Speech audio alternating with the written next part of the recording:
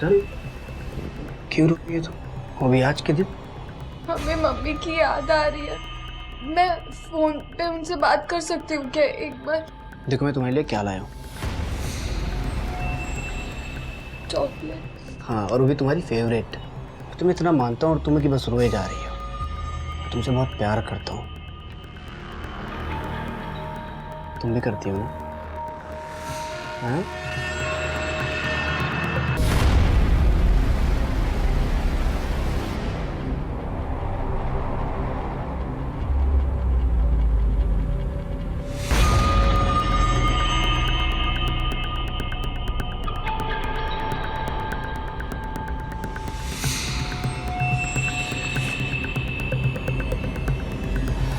ले खा ले।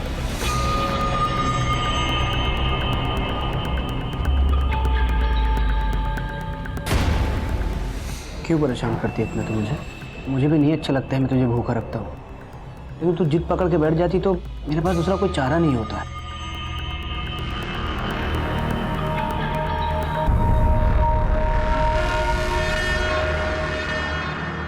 बहुत दिनों से तूने मुझे आई लव यू नहीं बोला है, एक बार बोलना।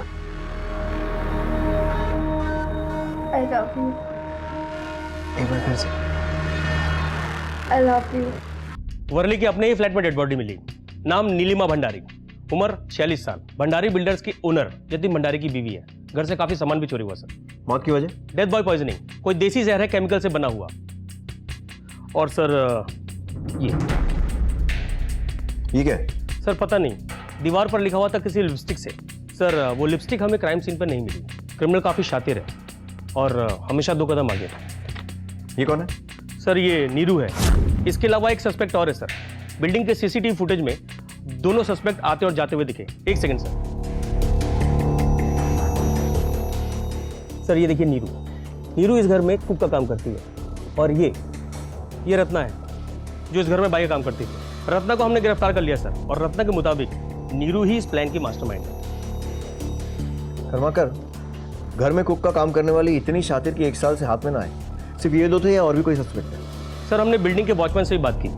उसने बताया कि नीरू से मिलने के लिए एक बंदा रेगुलरली आया करता था। नीरू और रत्ना ने कभी कुछ बताया घर के बारे में? कुछ बुराई की हो घर का, ऐसा कुछ? नहीं साहब, वो कैसे बुराई करेगी साहब, उसकी तो चांदी थी। नया मोबाइल मैडम ने दिया है, वो मेरा वाला खो गया था ना, इसलिए। वो अकेली आती जाती थी या कोई और भी होता था उसके साथ? सर एक आदमी आता था, उसका हुलिया याद है? वो दूर खड़ा रहता था और उसकी शक्ल साफ साफ दिखाई नहीं दी। सर नीरू के पास 2 फोन थे, एक उसका खुद का और दूसरा वो जो नीलिमा ने उसे दिया था अपने ही सिम कार्ड के साथ, जिसे वो यूज नहीं करती थी। और सर मर्डर के बाद से ही दोनों फोन स्विच ऑफ है, और इसी में से एक नंबर को ट्रेस करके हम रत्ना तक पहुंचे। नीरू का फोन रत्ना के पास? हाँ साहब, उसी ने दिया मेरे को। ताकि अगर पकड़ी जाए तो रत्ना। काफी शातिर है ये नीरू। और नीलिमा का पति भंडारी, उसका कनेक्शन? सर उस पर भी शक किया, काफी समय तक वॉच भी रखा। उसके bills, credit card bills, phone records, strangulation records और हर तरह से स्क्रूटनी की सर। उसका कोई इन्वॉल्वमेंट नहीं है सर।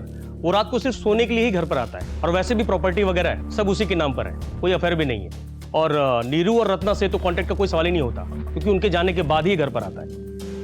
और ये नीरू और रत्ना की फैमिली वगैरह? सर रूल के मुताबिक दोनों के एड्रेस और कॉन्टैक्ट डिटेल्स सोसाइटी के पास रजिस्टर्ड थे, लेकिन सर इस नीरू ने गलत एड्रेस दिया था, और उसका फोन भी आखिरी बार चेंबूर में ट्रेस हुआ। और फिर उसके बाद नीरू की कोई लीड मिली? काफी टाइम के लिए तो नहीं सर, हमने हर एंगल ट्राई किया। फाइनली 2 महीने पहले हमें एक टिप मिली। नीरू के फोन डिटेल्स थे हमारे पास। कई महीनों तक फोन बंद था, लेकिन कुछ देर के लिए फोन ऑन हुआ। उसी वक्त हमारी एक टीम वहां के लिए रवाना हो गई थी। उम्मीद थी कि हम उसे पकड़ लेंगे। नीरू यहीं रहती है? यहाँ कोई नीरू नहीं रहती है सर।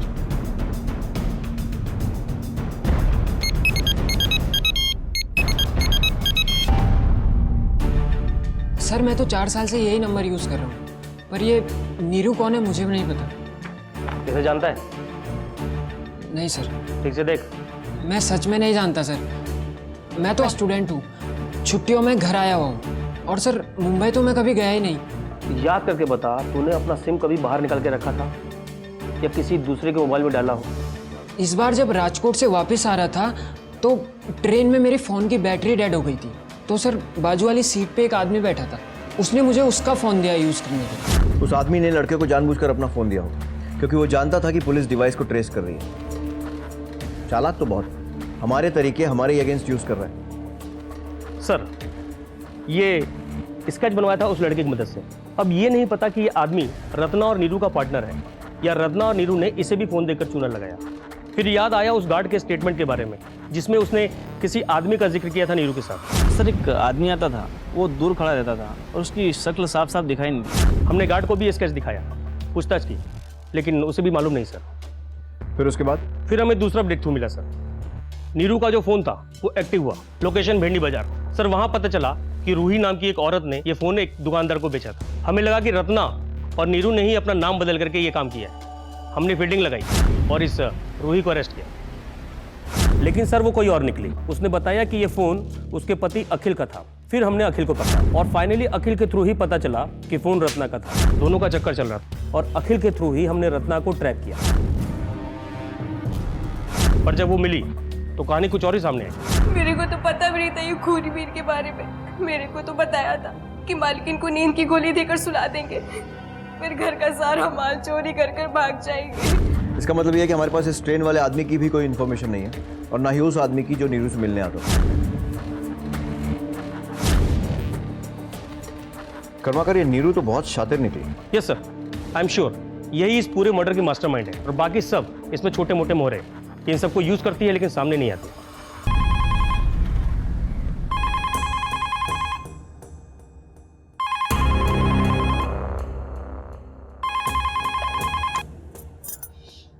हेलो,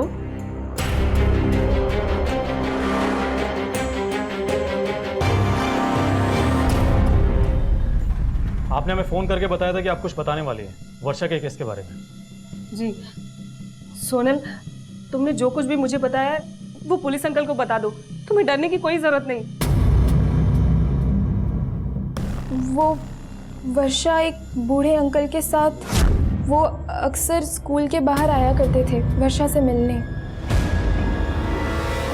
वर्षा से पूछा था तो उसने कहा कि उसके चाचा हैं। तुमने उस आदमी का चेहरा देखा था? उसके बारे में कुछ बता सकती हो? मतलब कैसा दिखता था?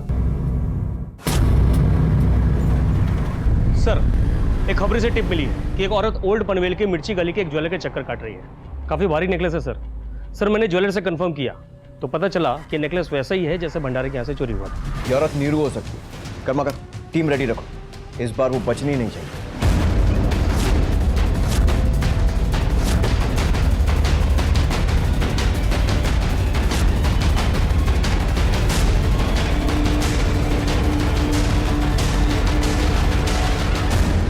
सच बोल, कहाँ है नीरू? साहब मैं सच बोल रही हूँ, मैं किसी नीरू को नहीं जानती। आप क्या बोल रहे हैं? अब ये कहेगी कि ये हार कहाँ से आया ये भी नहीं मालूम। क्या लगता है तेरे को हम सब बेवकूफ हैं? साहब मैं सच बोल रही हूँ, मेरे आदमी ने ये हार मुझे दिया था शादी के टाइम पर। ये तुम्हारा पति? सर हाँ, पर क्या? ऐसा नहीं लगता, अलग लगता है। ये तुझे कहाँ मिला, क्या काम करता है, कहाँ रहता है? एक एक डिटेल चाहिए मुझे, सारी की सारी, और वो भी अभी। साहब रमेश को मैं पहली बार बार में मिली थी जहाँ मैं डांस करती थी।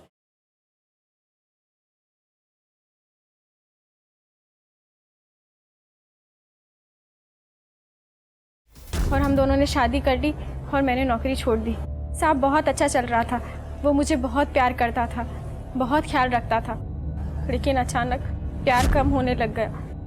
अरे मेरी जान, तू वेट तो कर, मैं आऊँगा तुझे लेने, और उसके बाद तू और मैं आऊँगा बस थोड़े दिन में आ जाऊँगा इधर। वो किसी लड़की के लिए मुझे छोड़कर चला गया साहब। बहुत इंतज़ार किया साहब मैंने उसका, पर वो नहीं आया। सब साले पैसे के लालची है। माँ बाप ने भी मुझे धक्के मारकर घर से निकाल दिया। यहाँ आई तो बार वाले ने मुझे नौकरी पे भी नहीं रखा। साहब मैं क्या करती? मैं ये हार नहीं बेचना चाहती थी, लेकिन मैं बहुत मजबूर थी। अगर ये वाकई में तुम्हारा पति है तो कोई छोटा मोटा आदमी नहीं है, बहुत बड़े मर्डर में इन्वॉल्व है, और इसके कारण तुम भी इस चक्कर में फंस चुकी हो। और अब इससे बाहर निकलने का सिर्फ एक ही तरीका है, अच्छे से पूरी तरह हमारी मदद करने का। तो इसके बारे में जो भी जानकारी है, कोई नंबर, कोई पता, कुछ भी, सब बताओ हमें। साहब एक नंबर है मेरे पास। इनसे नंबर लेकर उसकी सारी कॉन्टैक्ट इन्फॉर्मेशन निकलवाओ और इनकी मदद से रमेश का स्केच भी बनवाओ। धर्माकर आदमी तो वही लग रहा है, लेकिन हुलिया एकदम अलग है। साहब क्या सच में रमेश ने किसी का खून किया है? लगता तो यही है। खैर, हमारी मदद करने के लिए शुक्रिया। अभी तुम जा सकती हो, लेकिन अगर दोबारा जरूरत पड़ी तो चौकी पे आना पड़ेगा। जी साहब। इस औरत पर 24 घंटे नजर रखो। कहाँ कहाँ जाती है, किससे मिलती है, इसके एक एक मूवमेंट का हिसाब चाहिए मुझे। शायद इसकी मदद से ही हम रमेश तक पहुंच सकते हैं। सर यानी राजकोट वाली ट्रेन में जो आदमी मिला था शायद वही रमेश हो, और ये भी हो सकता है सिक्योरिटी गार्ड ने जिस आदमी का जिक्र किया था जो नीरू से मिलता था, शायद ही वही आदमी हो सकता है। उसके पास नीरू का फोन तो था ही, शायद वही बिल्डिंग के नीचे वेट किया करता हो। रेखा ने बताया था कि रमेश उससे डांस बार में मिला, तो इसका मतलब ये है कि रमेश ऐसी जगहों पर अक्सर चक्कर काटता हो। जितने भी लोकल डांस बार्स और क्लब्स वगैरह हैं, सब में पूछताछ करो, पता करो, शायद कुछ लीड मिल जाए।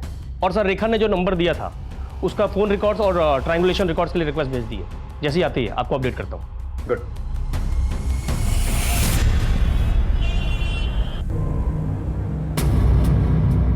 ये देख, वर्षा की अलमारी से क्या मिले? इस चीथड़े। तू जानती इन कपड़ों के बारे में?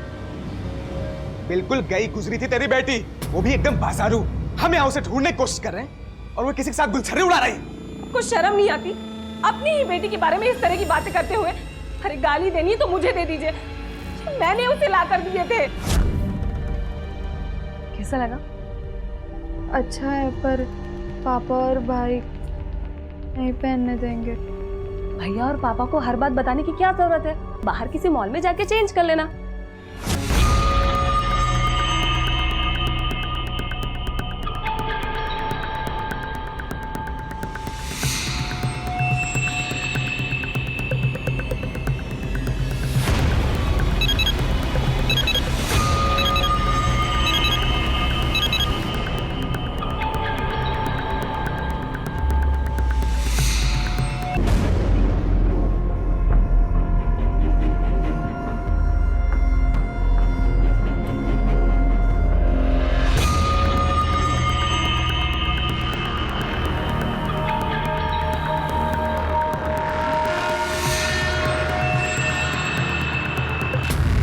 सर रेखा से जो रमेश का नंबर मिला है उसके फ़ोन ट्रायंगुलेशन रिकॉर्ड्स।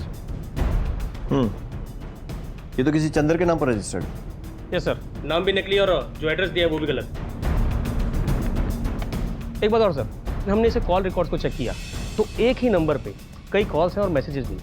किसका नंबर है? सर कानपुर के किसी भरत सिंह के नाम पर रजिस्टर्ड है। हो सकता है कि वो इसी गैंग का कोई मेंबर हो, या फिर कोई विक्टिम, या फिर कोई ऐसा शख्स जिसे हमें मिसलीड करने के लिए प्लान किया गया हो। Yes sir.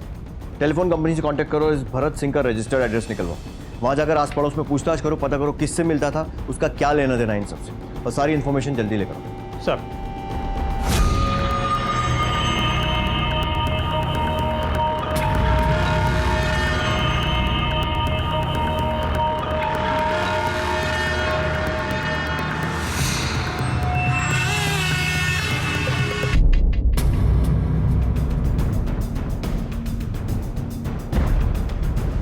सर, वर्षा का कुछ पता चला? हमें आप लोगों से कुछ बात करनी है, क्या हम अंदर आ सकते हैं? जी आइए।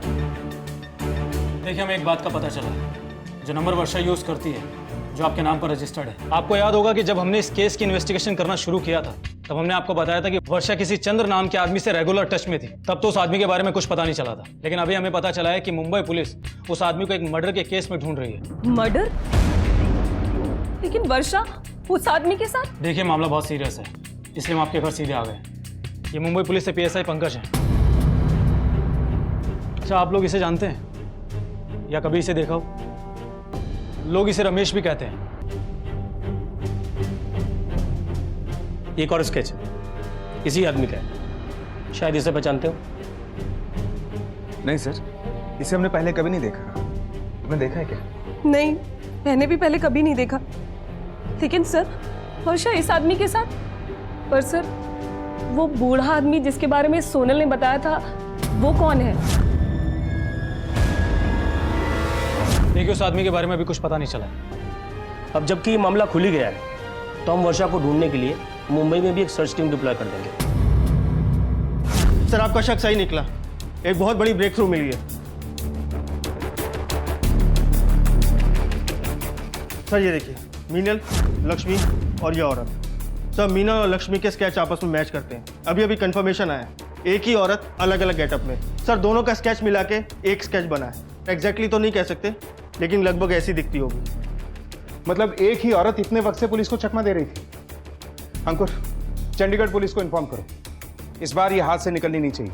Okay sir. ये तो क्लियर नहीं है कि क्या ये वही आदमी है जो नीरू के साथ देखा गया है, लेकिन एक बात पक्की है कि इसका नीरू के साथ कुछ ना कुछ कनेक्शन तो है। मतलब इसने पहले रेखा के साथ शादी की और फिर उसके साथ यूपी गए। मतलब जब रमेश रेखा के साथ शादी करके रह रहा था तभी उसने वर्षा से बात करनी शुरू कर दी। एग्जैक्टली। और उसके बाद फिर वो वहां से कहीं और चला गया। उसके बाद उसे चंडीगढ़ में देखा गया, गुरिंदर के साथ। चंडीगढ़ में 20 और दिल्ली शालिनी केस में 30 और यहाँ मुंबई में नीलिमा भंडारी केस में 10। सर आप ही की थोड़ी थी, कातिल कोई ना कोई तो स्कोर रख रहा है, 10, 20 और 30। पॉसिबल है, क्योंकि मोडस ऑपरेंडी भी सेम है और इस्तेमाल किया हुआ जहर भी। सभी जगहों पर गहनों और पैसों की चोरी हुई, लेकिन हैरानी की बात यह है कि ये गैंग इतनी दूर तक पहुंच चुका है। लेकिन बड़े अजीब बात है, मुंबई और चंडीगढ़ में ये शख्स देखा गया, लेकिन दिल्ली में नहीं। दिल्ली में सिर्फ मीनल और लक्ष्मी को देखा गया। या नीरू, क्योंकि नीरू के स्केच को हमने मीनल और लक्ष्मी के स्केच से एनालाइज करवाया। ये नीरू, लक्ष्मी और मीनल तीनों एक ही औरत है सर। ये बात तो क्लियर है कि ये नीरू ही मास्टरमाइंड है, लेकिन रमेश इस सब में किस हद तक शामिल है ये क्लियर नहीं है। सर वो बूढ़ा आदमी जिसे वर्षा के साथ कानपुर में देखा गया था, हो सकता है वो वर्षा से मिलने आता हो या उसकी केयर करता हो। वैसे भी उसके खिलाफ हमारे पास कोई प्रूफ नहीं सर। राइट। और उसको वर्षा के साथ में भी कुछ गलत करते हुए नहीं देखा गया, लेकिन इतने सारे कनेक्टेड केसेस को देखकर, वायलेंस को देखकर लगता है कि वर्षा बहुत बड़ी मुसीबत में फंस गई हो। मेरे ख्याल से हमें अपने अपने शहरों के आसपास सर्च टीम्स डिप्लॉय करनी चाहिए और लार्ज स्केल पे एक सर्च ऑपरेशन शुरू करना चाहिए। बिल्कुल, क्योंकि 3 जाने जा चुके हैं, अब एक और भी।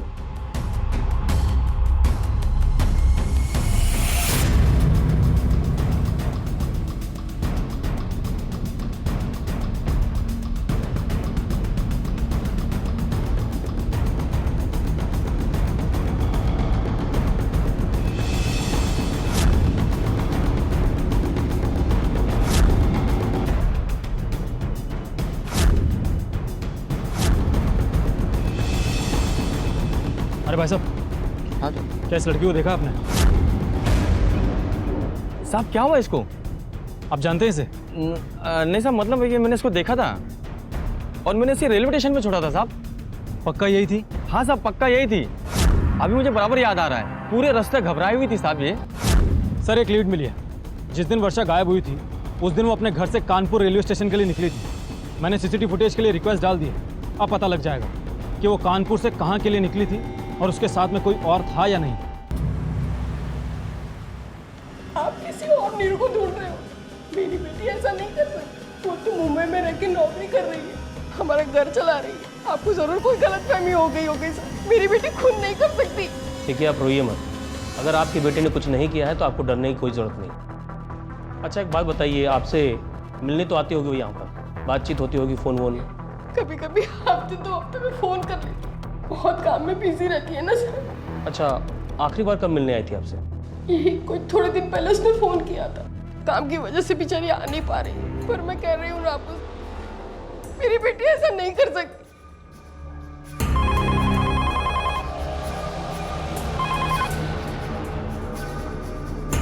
हेलो। हेलो माँ, कितना टाइम लगा रही है फ़ोन उठाने में? नीरू, हाँ वो मैं। माँ, हेलो माँ तू है? हेलो माँ, घर में सब ठीक तो है ना? हाँ बेटा, मैं तो ठीक हूँ, पर वो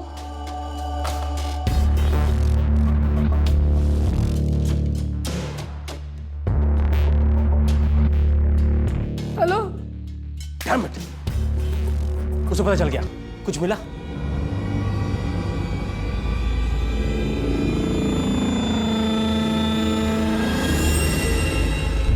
इस वर्षा ने कानपुर से बड़ौदा के लिए ट्रेन पकड़ी थी।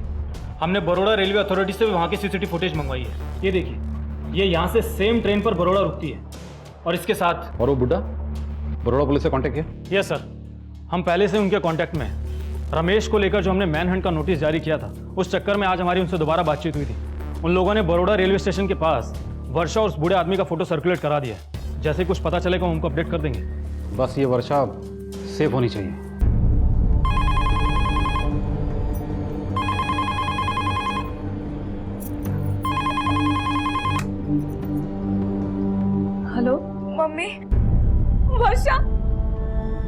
कहाँ है तू बेटा, कहाँ है तू?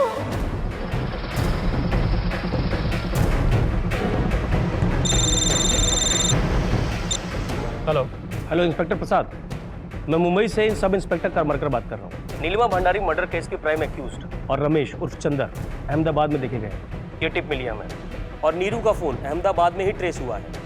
हो सकता है वर्षा और वो आदमी भी हमें अहमदाबाद में मिले। अजीब कोइंसिडेंस है। हमें भी अभी खबर मिली है कि वर्षा ने अपनी फैमिली से कांटेक्ट किया था। मुश्किल से 1 मिनट बात की हुई। अहमदाबाद का एक एड्रेस दिया है उसने, किसी लॉज का। हमने अहमदाबाद पुलिस को इन्फॉर्म कर दिया है और हमारे पास में विजुअल कंफर्मेशन है कि वर्षा के साथ में वो बूढ़ा आदमी भी है।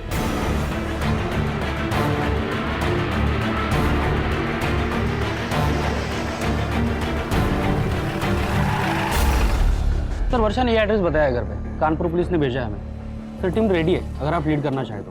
कर्माकर, तुम इनके साथ जाके खबरी से बात करो और नीरू की लोकेशन पता करो। तब तक मैं वर्षा के बताए इस एड्रेस पर पहुंचता हूँ। Okay, let's go. मुंबई से शुरू हुआ ये केस दिल्ली, चंडीगढ़, कानपुर होते हुए अब अहमदाबाद तक पहुंच गया था। अब देखना ये था कि पुलिस इस गुनहगार को पकड़ने में कामयाब होती है या नहीं, या फिर एक बार फिर वो कातिल 4-0 के स्कोर से आगे निकल जाएगा। ये और ये। हाँ, ये इधर ही थे, ये लड़की और ये उसका बाप। पर कुछ ही देर पहले ये आदमी पूरा बिल पे करके चला गया। अकेला ही था। अकेले ही था मतलब? ये लड़की उसके साथ नहीं थी? जी नहीं, मुझे लगा सर ये पहले ही चली गई क्योंकि रूम तो खाली था।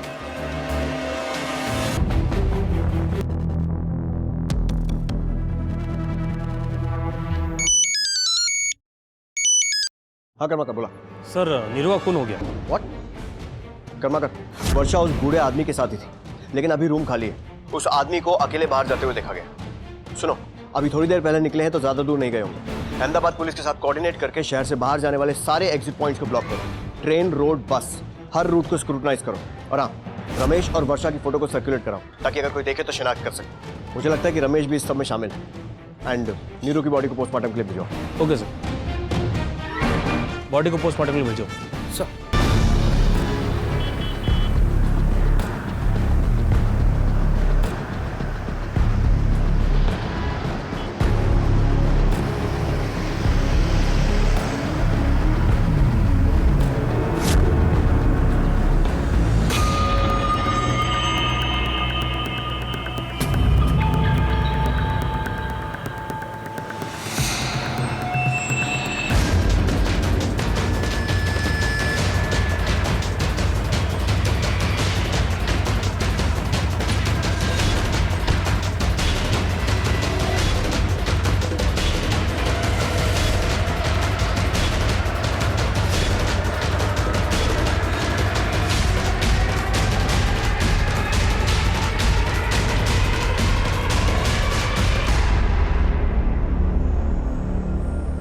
क्या लगा था तुझे?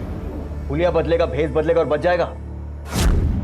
जब तक वर्षा मिल नहीं जाती ना, कुछ भी फिनिश नहीं होगा। बोल, कहाँ है वर्षा?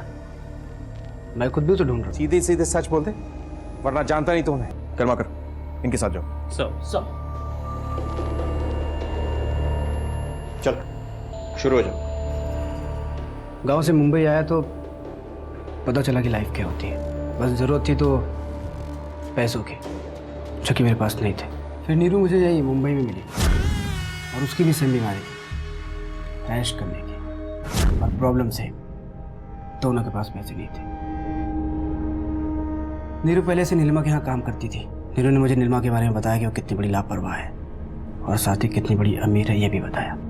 फिर क्या था, दोनों ने मिलकर प्लान बना दिया। ये देख, उसको बोलते हैं जहर। उसको ऐसा खोल के थोड़ा सा पानी में मिला दिया, आदमी खत्म। फिर हमने रत्ना को भी साथ में मिला लिया, वो भी उधर ही काम करती थी। अब इल्ज़ाम थोपने के लिए कोई तो बकरा चाहिए था ना, फाइनली मिल गया। अरे कब तक जिएगी ऐसे? हाँ, पैसे हैं सामने, छीन लेते हैं और फिर अपना अपना रास्ता पकड़कर निकल जाएंगे यहाँ से। तो अपने गांव जा, ऐश कर वहां पे, पुलिस थोड़ी तेरे पीछे आएगी वहां पे। हाँ,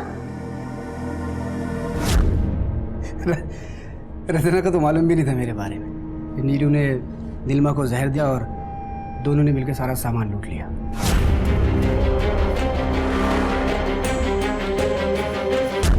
तब तक मेरा दिल रेखा पे आ गया। और नीरू? अरे मिली तो मिली, नहीं मिली तो क्या फर्क पड़ता है? कौन सा मैं सच में प्यार करता था उससे? इसी दौरान फ्रेंड्स बुक के मैंने वर्षा को देखा।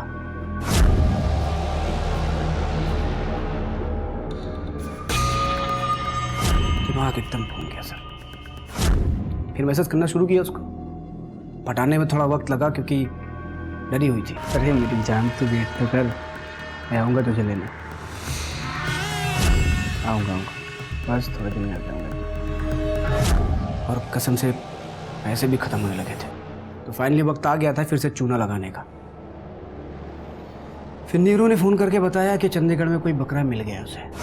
तो अभी आ जाऊँ? आजा आजा, मालदार पार्टी है, बुड्ढी है, एकदम अकेली। नया नामकरण क्या किया अपना? लक्ष्मी नर्स। चल पहुँचता हूँ। कैसी लग रही हूँ मैं? लगता है अब 2-2 बुड्ढियों को संभालना पड़ेगा। यहाँ मैं इलेक्ट्रिशियन बन के बुढ़िया से चक्कर चला रहा था, वहाँ हीरो लक्ष्मी बन के आंटी की सेवा कर रही थी। फिर से वही जहर, फिर से वही कहानी। मुझे भी मजा आने लगा था। थोड़ा चुटकियों में आदमी खत्म, फिर सारा माल अंदर। और अब पुलिस से भी हर बार बच जाते थे हम लोग। मैंने सोचा था गुरिंदर का काम पटा के कुछ दिनों दिल्ली के मजा लेने चला जाऊंगा। फिर वहां पे शालिनी मिली मुझे। सुंदर थी, अकेली थी बेचारी। हस्बैंड उसका शायद पटती नहीं थी, क्या था पता नहीं, टाइम नहीं देता था उसको, इसलिए मैं पहुंच गया। नीरू भी इस काम में साथ थी ना, इसलिए शालिनी के साथ कुछ करने नहीं देती थी। मेरी मुझे बहन बन के घुस गई थी हमारी लव स्टोरी में। शालिनी को मैंने बोला, वो तैयार होके गहने पैसे लेके लॉज में आके मिले। मैंने सोचा मारने से पहले थोड़ा आदत खराब थी ना तो मजा लेने की, ऐसा सोचा था मैंने। लेकिन वो मीनल ने, नीरू ने पहले ही उसे ऊपर भेज दिया।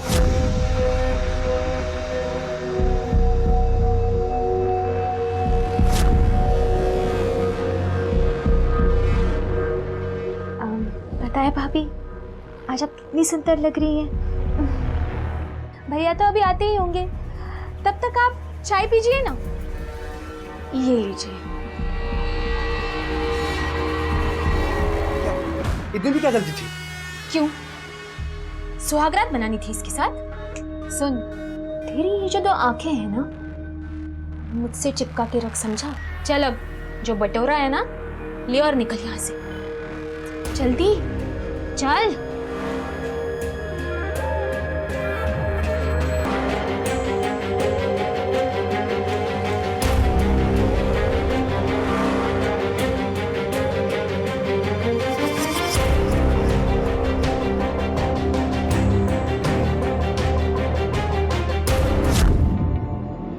नीरू प्यार करने लगी थी मुझसे, और मुझे प्यार व्यार के चक्कर में नहीं पड़ना था। और तब तक तो वर्षा भी लाइन पे आ गई थी, इसलिए मैंने नीरू को चकमा दिया और वर्षा को लेके फिर से यूपी भाग गया। क्या है ये सब? नहीं पहचान पाई ना, इसलिए तो सब किया है मैंने, ताकि तुम्हारे पापा तुम्हारा भाई मुझे ना पहचान पाए। अब पता चला कितना प्यार करता हूँ मैं तुझसे। जिस दिन वर्षा साथ भागने के लिए तैयार हुई ना, उस दिन निकल गया मैं।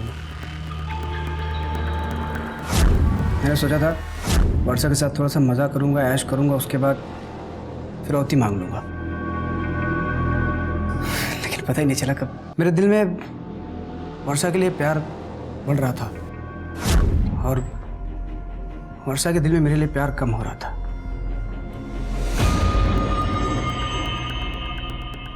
डरने लगी थी मुझसे। गड़बड़ हुआ अब जब नीरू वहां पहुंच गई। उसे अहमदाबाद के मेरे सारे ठिकाने पता थे, उसके साथ भी कई बार वहां गया था, तो ढूंढते ढूंढते पहुंच गई। गोली मत दे मुझे, समझा? गोली मत दे। हाँ, मुझसे प्यार करता है? तू वो लड़की कौन है जिसे लॉज में रखा है? हाँ, कौन है? ये ना समझा है मुझे? हाँ, देख, आखिरी बार बता रही हूँ तुझे, मेरे अलावा किसी की तरफ आंख उठाकर भी देखा ना तूने तो मैं सबको तेरी सच्चाई बता दूंगी, या फिर उसे भी मार दूंगी और तुझे भी मार दूंगी, समझा? तू जानता नहीं है मैं क्या कर सकती हूँ। अरे बस बस ठंडी हो जा। कल उसके बाप को फोन करके वो फिरौती का रकम लेके छोड़ दूंगा बस। उसके बाद हम लोग कहीं घूमने जाएंगे, और इस बार ऐसी जगह जाएंगे जहाँ पहले कभी नहीं गए, ठीक है? अभी 1 2 3 4 हो गया? यहाँ भी और मारना है थोड़ा और। ये बात वर्षा कहाँ है? लेकिन जब मैं लॉज पहुंचा तो वर्षा वहां पे नहीं थी। पता नहीं कहीं भाग गई थी शायद। अब प्लीज मेरे से मत पूछना कि वर्षा कहाँ है, क्योंकि मुझे जितना पता था मैंने सारी स्टोरी आप लोगों को बता दिया। जितने लोगों को मारा सबका नाम तक गिना दिया आपको। तो अगर मैंने वर्षा को भी मारा होता तो आपको बताता। सो प्लीज मत पूछना कि वर्षा कहाँ है। एक बात याद रखना गोविंद, अपराधी चाहे जितना भी शातिर हो जाए ना, कभी पुलिस के हाथ पे चढ़ ही जाता है, समझा? जो भी इंफॉर्मेशन मिले कॉल करो मुझे, कॉल रिकॉर्ड्स देखकर। I'll talk to you later. Bye. Sir Varsha के बारे में कुछ पता नहीं चला, लेकिन कोशिश जारी है सर। ठीक है सर, जारी रखो। और ये गोविंद का कन्फेशन ठीक है, लेकिन इसके दिमाग में क्या चल रहा है कुछ कह नहीं सकते। तो जब तक वर्षा मिल नहीं जाती इसे अंदर ही रखो। सर हो सकता है ये वर्षा वाकई भाग निकली हो, फिर उसे किसी ने देखा कैसे नहीं? इस तरह लॉस से बिना नोटिस हुए कैसे निकली होगी? हो सकता है कि उसने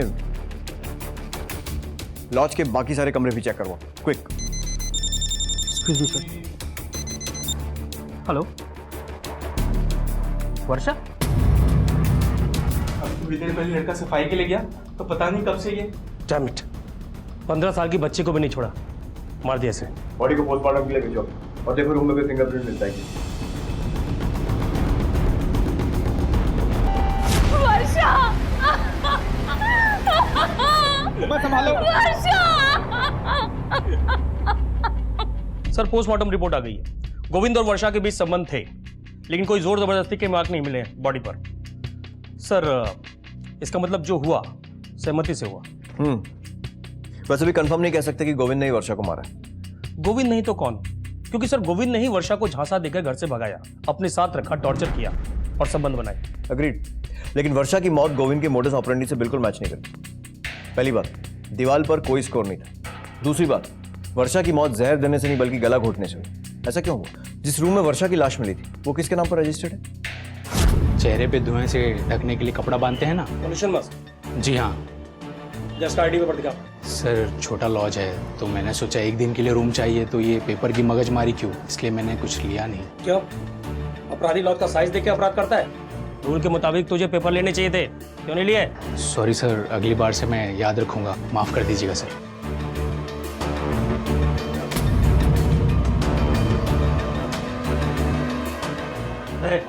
रुक, इतना घबरा है क्यों? क्या छुपा रहा है? मैंने कुछ नहीं किया साहब, मैं तो सिर्फ उन दोनों को देख रहा था साहब। किन दोनों को? वो तो अधेड़ उम्र के आदमी ने सब किया जो उस लड़की के बाजू वाले रूम में था।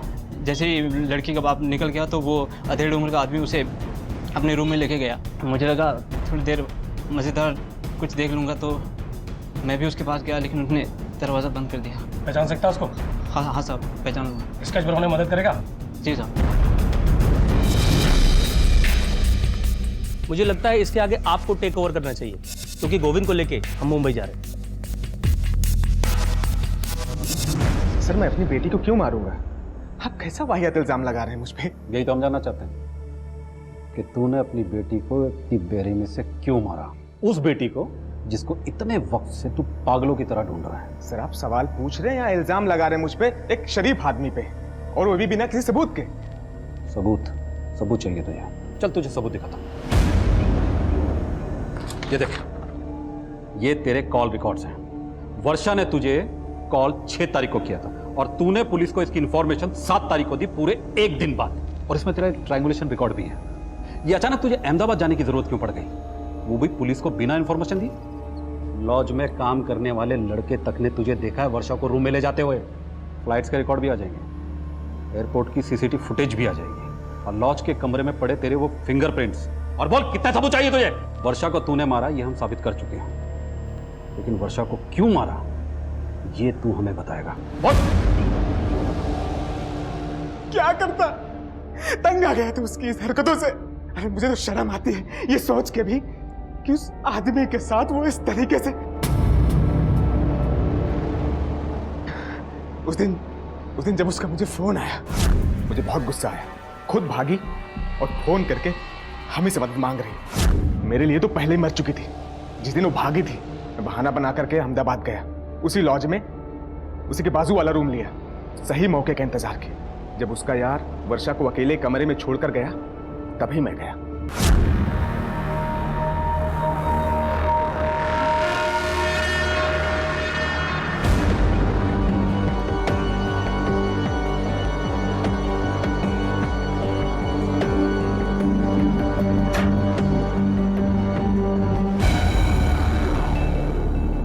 पापा, पापा, वो गोविंद। वो गोविंद चला गया है। तेरे पापा आ गए ना, सब ठीक हो जाएगा। चला जा।